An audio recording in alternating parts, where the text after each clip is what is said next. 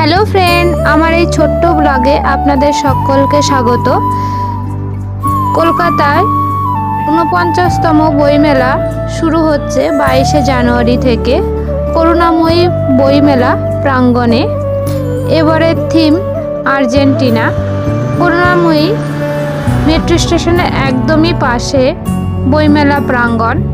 এখানে জোর কদমে কাজ চলছে। এই দেখুন, করুণাময়ীতে আসার জন্য আপনাদের হাওড়া বা শিয়ালদা থেকে মেট্রোতে উঠে করুণাময়ী মেট্রো স্টেশনে নেমে এ নাম্বার প্ল্যাটফর্মে দিয়ে বেরিয়ে আসলেই দেখতে পাবেন বইমেলা প্রাঙ্গণ।